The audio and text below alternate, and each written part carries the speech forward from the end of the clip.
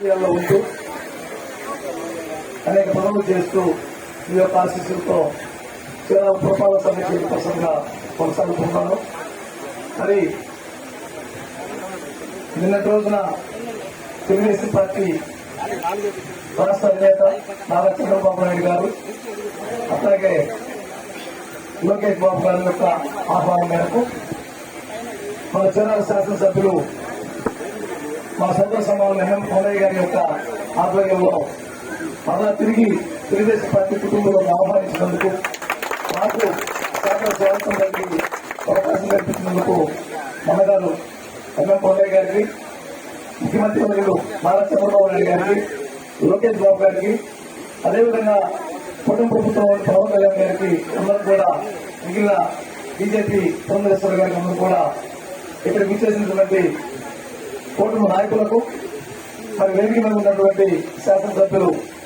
కుటుంబమైన మహాత్మయ్య గారికి, అట్లాగే AMC chairman గా ఎన్నికైన సోదరులు జనార్దన్ గారు, అట్లాగే పెద్దలు సుబ్బారావు గారు, మా మున్సిపల్ కమిషనర్ గారు, అదేవిధంగా సోదరులు తల్లి వేణు గారు, మన తమ్ముడు తుమ్మ శ్రీనివాసరావు, అట్లాగే మన చిలకాల స్నేహితులు AMC vice chairman Sriram Ramesh garu, అట్లాగే బీజేపీ తరఫున తరుణ్ చంద్ర గారు, అదేవిధంగా తెలుగుదేశం పార్టీ నాయకులు, కార్యకర్తలు, మహిళాంతరులు, కుటుంబ ప్రభుత్వం చూసినటువంటి కార్యకర్తలకు, నాయకులకు ముందుగా నా హృదయపూర్వక నమస్కారాలు. చాలా సంతోషం. అభివృద్ధి లక్ష్యంగా, అభివృద్ధి ధ్యేయంగా నేడు కుటుంబ ప్రభుత్వం కేంద్ర ప్రభుత్వంతో జతగట్టి ఈ రోజున అమరావతి నిధులు తీసుకొచ్చి రేపటి రోజున దేశ ప్రధాని నరేంద్ర మోడీ గారితో మరి ఎన్నో అభివృద్ధి పనులు శంకుస్థాపన చేస్తున్న సందర్భంగా ఈ రోజున వేరే సందర్భంగా కార్మికులందరికీ, రాష్ట్ర ప్రజలందరూ కూడా శుభాకాంక్షలు తెలియజేస్తూ, ఏదైతే గత 3 దశాబ్దాలు పైగా మొదలుపోయిన మాలకొండయ్య మధ్యలూరి మాలకొండయ్య మేమందరం కూడా 22 సంవత్సరాలుగా ఒకే పార్టీలో అన్నదమ్ములా పనిచేశాం. మరి వారు 2009లో కూడా ఎంపీగా పోటీ చేశారు, నేను ఇక్కడ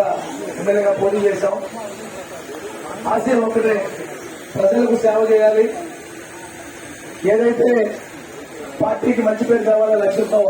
కొనసాగి మరి చీరాలు వస్తే ప్రజలు సంబంధం పెట్టారు. అదేవిధంగా మమ్మల్ని కూడా ఆశీర్వదించి ఏఎంసీ చైర్మన్ గా కూడా ఆశీర్వదించారు. కాబట్టి ఏదైతే ప్రభుత్వ లక్ష్యం ఉందో ప్రజల అభిప్రాయం మేరకు ఇందులో కూడా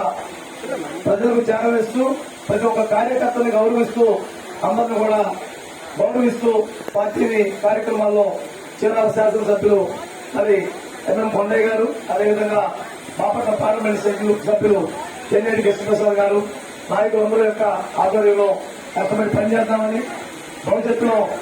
తెలుగుదేశం పార్టీ జెండా బాగుందా ఎగరవేద్దామని చెప్పి తెలియజేస్తూ అవకాశం ఇచ్చిన నాయకులకు, కార్యకర్తలకు, మరి ముఖ్యంగా అన్నగారు కొండయ్య గారికి ప్రత్యేక ధన్యవాదాలు తెలియజేస్తూ సెలవు తీసుకుందాం. జై హింద్, జై